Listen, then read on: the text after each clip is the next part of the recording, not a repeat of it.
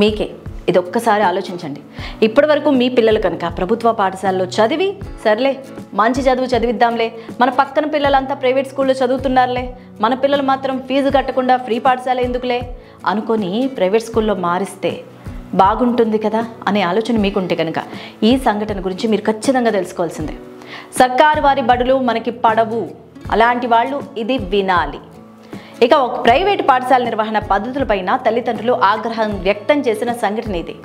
విద్యార్థుల జీవితాలతో చెలగాటమాడుతున్న విధంగా తగిన కారణం లేకుండా ఓ విద్యార్థిని ఉన్నపళంగా స్కూల్ నుంచి బయటకు పంపించేసిన ఘటన ఇప్పుడు కలకలం రేపుతోంది.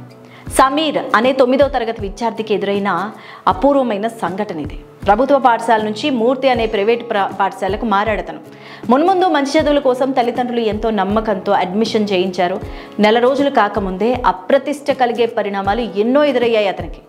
ఉపాధ్యాయులు సమీర్ పట్ల చాలా అప్రమత్తంగా వ్యవహరించకుండా చాలా నిర్లక్ష్యంగా వ్యవహరించారు. ఇతని ఈ పాఠశాలకు అనర్హుడు అనే అభిప్రాయాన్ని ఇతర టీచర్స్తో అభ్యంతరాలతో కలిపి తీసుకున్నారు.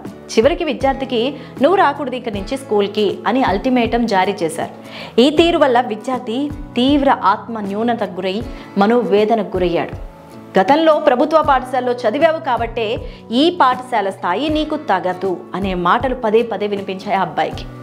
ఇదే స్కూల్లో మరో విద్యార్థిని గతంలో ఇదే రీతిలో బయటకు పంపించడంతో ఆమె చదువు కూడా మానేసి కూలీ పనులు చేసుకోవడం మొదలుపెట్టిందట. ఇలా ఎంతోమంది తల్లిదండ్రులు ఆ పాఠశాల గురించి చెప్పుకోవడం మొదలుపెట్టారు. ఇక స్కూల్పై మరిన్ని ఆరోపణలు కూడా ఉన్నాయి. ఈ పాఠశాలకు ఫైర్ సేఫ్టీ అనుమతులు లేవు, ఆటల కోసం ఏ మైదానం లేదు, పక్కనుండే మురుగు కాలువ వల్ల వర్షాకాలంలో అనారోగ్య సమస్యలు. ఇన్ని ఉన్నా కూడా వీళ్ళ తీరు మాత్రం సర్వత్రా విమర్శలకు తావిస్తోంది. అంతేకాదు నైపుణ్యం లేని, అర్హత లేని వ్యక్తులే ఉపాధ్యాయులుగా ఉన్నారు. విద్యాశాఖ అధికారులు ఈ విషయంపై పట్టించుకోకపోవడం వెనుక స్కూల్ యాజమాన్యం నుంచి ముడుపులు అందుకుంటున్నారు అనే ఆరోపణలు కూడా వస్తున్నాయి. మరి ఈ ఘటనపై బాధిత విద్యార్థి తల్లిదండ్రులు కూడా స్పందించారు.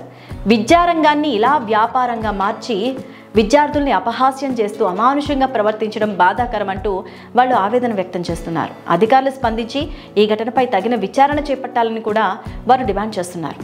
మరి ఇలాంటి సంఘటన మీకు ఎప్పుడన్నా ఎదురైందా? అసలు మీ చుట్టుపక్కల వాతావరణంలో ఎలాంటి స్కూల్స్ ఏమన్నా ఉన్నాయా? స్కూల్కి పంపించాము అంటే విద్యార్థి భవిష్యత్తు బాగుండాలి అని. అందరూ ఏ ప్లస్లు ఉంటే వాళ్ళు చదివించేది చెప్పేది ఏముండదు. సి క్యాడర్లో ఉన్న వాళ్ళని కూడా ఏ క్యాడర్లోకి తేగలిగేవాడే ఉపాధ్యాయుడు. మరి ఇలాంటి ఉపాధ్యాయులు ఎంతమంది ఉన్నారు? మీకు తెలిసిన అలాంటి ఆదర్శవంతమైన ఉపాధ్యాయులు ఉంటే కనుక మెసేజ్ చేయండి.